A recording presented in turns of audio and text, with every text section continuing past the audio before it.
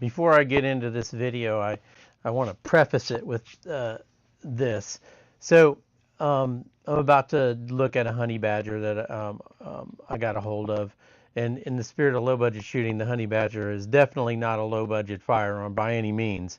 And I watched the video that was by TFB TV where he actually went to go to where the honey badgers are made, and they had a great discussion, about the firearm. And don't get me wrong, I am not knocking the engineering on it or all the things that it took to build this firearm.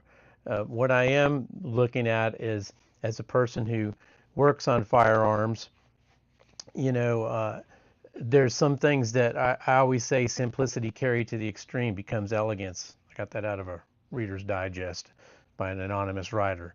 But it's the truth. And you'll see when I look at the honey badger, while it's well built and everything about it, there's just some things in it that I've got to ask why. And I understand engineers. Sometimes just because you can do something doesn't mean that you should do something. And and that's what I'm looking at. But by all means, the gun is a quality built firearm, and I'm not going to detract from that.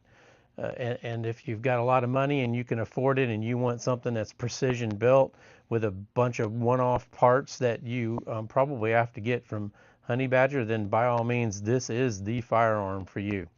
So let's take a look at what I'm viewing for you. Episode of Low Budget Shooting. I have a really cool gun here. I have the Honey Badger. I've watched them, seen them on the internet, never had a chance to handle one.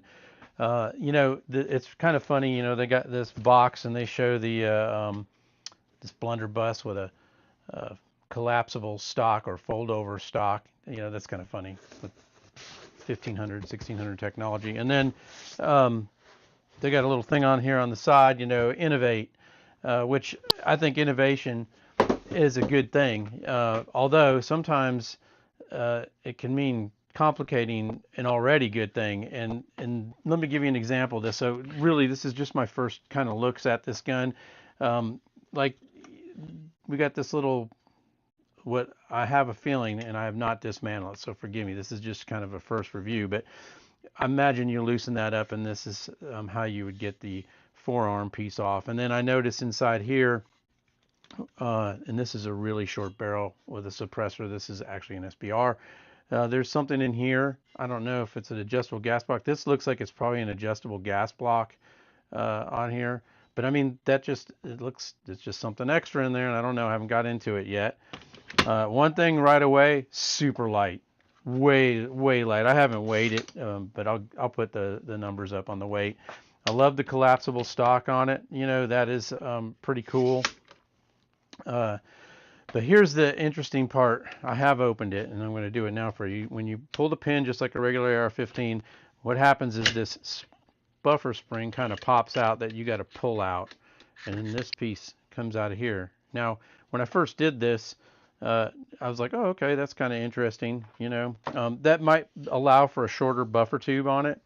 The bolt in it is pretty much like a standard AR-15 bolt. As a matter of fact, it probably would work in an AR-15 because you don't have to have the spring in the back of it there. But the other thing I noticed is the trigger mechanism. It's 3 pounds. It's super crisp. I mean, in really little travel. You hit the wall and it just pulls. What I did think is kind of weird in it, though, is there's the disconnector. It's not like an AR-15. I'm not quite sure how it works. I happen to have an old A2 government carbine here. And when you look, everybody knows how this disconnector works. It's right there. You pull the trigger back and hold the trigger. When your hammer comes back, you have to let go of the trigger a little bit to let it come off the disconnector, and then you can pull the trigger. On this one, and you only have really like 3 parts in an AR-15 trigger.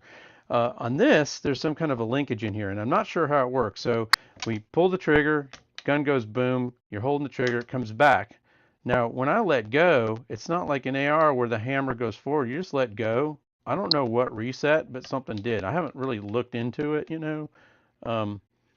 but I mean, like, I don't know.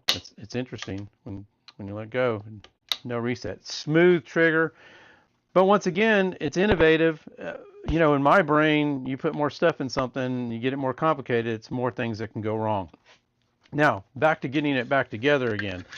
So you slide the bolt in just like an AR-15.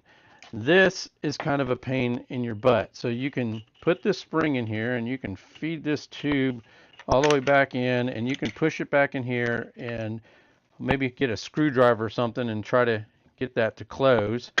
That is kind of a pain in the ass, and I have done it that way. The other way that I do it is that I just take the front of the gun off and I slide this in here, and then I put the hammer back. And you got to watch too, because when you're riding this in, you don't want to hit that, or you're going to scratch up the outside of it. So you just kind of feed this spring back in and keep coming back till you get over that, and then voila, push the locks in. That was the easiest way I found to do it.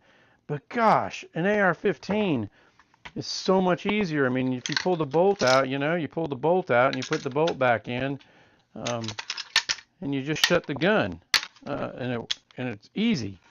So while it's innovative and maybe it makes the gun smoother when it shoots, you know, okay, I guess so. Maybe that's the answer. It's just got a, well, it's got safe, fire, and then they got some extra marks on here for fun mode, but this one doesn't have fun mode. So anyways, those are just a quick review of the Honey Badger SBR. It's a cool gun, there's no doubt about it, and I'll tell you what, I just can't get over how light it is. Anyways, I just wanted to get this out to you, some of my thoughts on it. I'm probably going to get a bunch of hate out here just because there's some things that I think are kind of strange. But anyways, there you go, Honey Badger. Hope you enjoyed the content. Thanks for watching, shoot safe, and subscribe.